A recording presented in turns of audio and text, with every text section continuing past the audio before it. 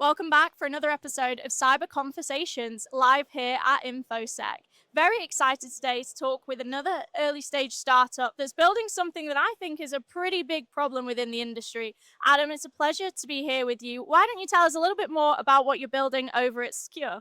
Thanks for having me, Katie. So where we come from is autonomous pen testing. So that means we try to hack our customers in order to find their vulnerabilities in their systems. So that's where we started. We also have a attack surface because most of our customers actually don't really know what assets they have.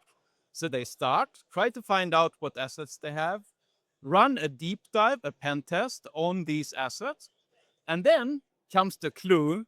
The problem is that most companies, they have a struggle to fix their vulnerabilities. So what we are launching in July this year is going to be a autonomous fix of the vulnerabilities. So therefore, we can close the entire loop, finding and detecting vulnerabilities and fixing them. Incredible. It's good to, and it's great to have the visual behind us as well so people can see. And obviously, so you've built this off the back of recognizing that there's a demand in the market. And I think it's fair to say that autonomous pen testing is becoming more critical as we're relying on systems that are, I suppose it's not a case now where you can run a pen test, leave it for 6 months and do a pen test again because the threat landscape is evolving just too quickly. I'm curious to understand though, you guys have been running for about a year or so now. What was the inspiration? What was the aha kind of moment that made you want to start the business? Okay, actually, so the history goes back quite a while, right? So I've been working in software industry for 25 years plus, and for a while I was responsible for getting pen tests done for our software solutions, right? So I wasn't a pen tester in that scenario. We had some challenges organizing the pen test. It was very slow and it's expensive doing it once a year. That's not really fun. That was a couple of years ago. And then I thought, okay, this is something we need to fix. So I started working for a pen test company. And we did pen testing the traditional way, manual pen testing, which is good, right? They had some good ideas. But then I realized, no, this is not fast enough. It's not flexible enough. And it's terrible to have a long organization phase. It's a project to start a pen test, right? So that's where it started. My ideas that we need to get this better. And then AI came along. So around about 3 years ago, I started working on autonomous pen testing because then we can get the cycles much faster. It's easier to set up. The costs go down a lot, and it's still huge quality improvement, right? Yeah. So that's where we came from. But the problem today is not only to find the vulnerabilities. That is because people don't get up to date, right? You need to fix the vulnerabilities, and it's super hard to do that. So that's where we came to this loop, right? You touched base on something really important there that I just want to branch into because and we're talking about what you're building is quite a holistic solution because I think one of the biggest troubles are, right, we're targeting here, especially like CISO, security practitioners and leaders that ultimately have one of the hardest jobs that anybody can really have. It's a very stressful role to be in. But also, we're now in this kind of part of the industry, or whatever you want to call it, where there's new technology coming out all the time. The threat landscape is drastically evolving. And like we mentioned, you can't just go from doing a pen test saying, oh, I found my vulnerabilities. I'll go out and use several different vendors to try and fix those problems. Because by the time you've gone out and you found those vendors and you got that problem fixed, well, actually, it's probably not the main problem anymore, or that problem's probably evolved. And that's a real challenge, right? So talk to us about how does maybe having this holistic solution help solve that a little bit more, or how is that advantageous over maybe what they've been doing historically? Yeah. So the advantage is first that there is a cycle, right? That's one thing that's clear.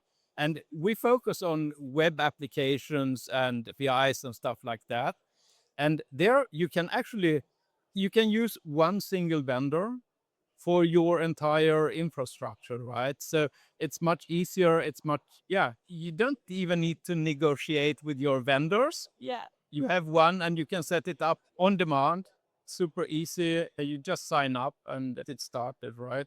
And I think ultimately that's the main thing. It's if you can go to one place for your ports call, then naturally you're going to want to do that.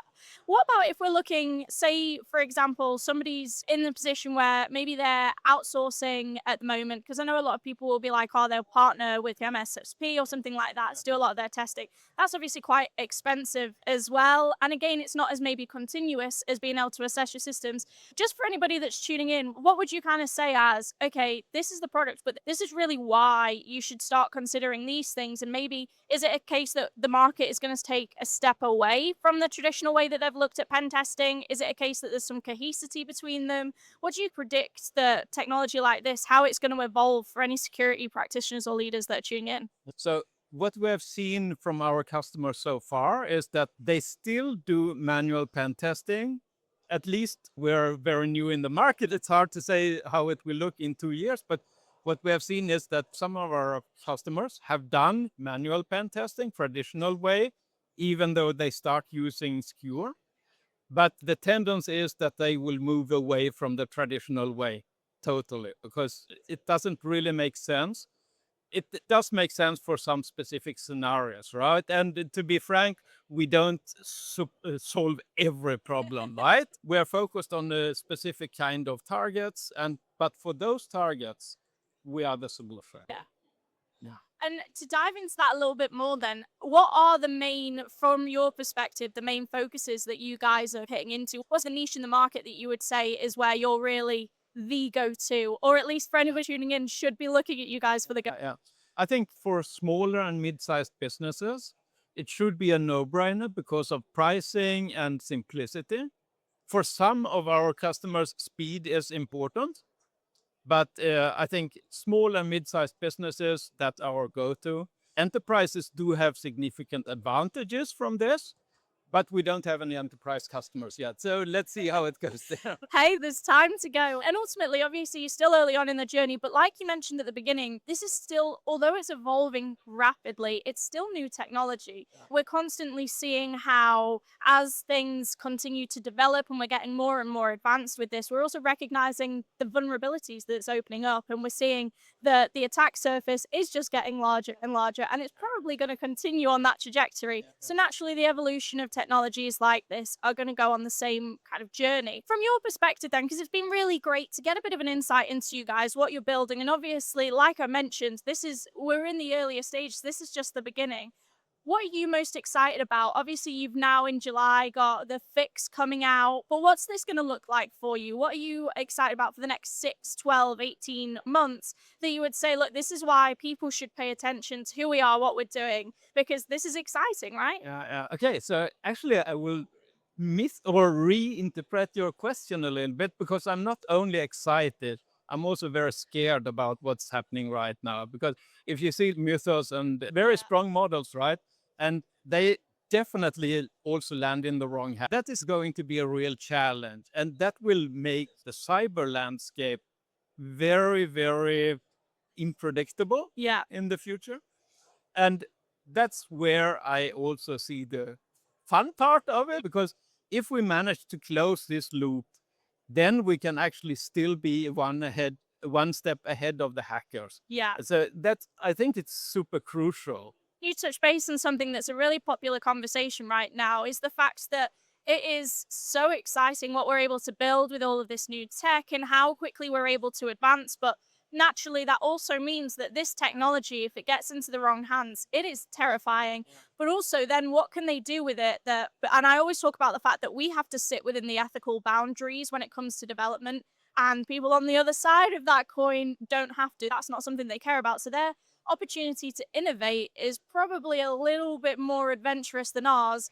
And we know how exciting it is on our end. So you can only imagine what it's like on that side. But ultimately, like you mentioned, if you can get ahead of the curve, that's probably how we can at least help CISOs and security leaders sleep a little bit better at night. But like we say, this is one of the very many problems that need solving in the landscape. But honestly, Adam, it's been great to have you here and unpack a little bit about what you're building. I think an exciting time ahead. Can't wait to continue to follow the journey and see where you guys are. Maybe this time next year when we'll have to do a recap and be like, so how'd the product launches go? Yeah. Where are we at? You never know, you might have quite a few more enterprises by that point. But thank you so much for joining me here. It's been an absolute pleasure. But that is it for this episode and continue along for more conversations that are shaping cyber.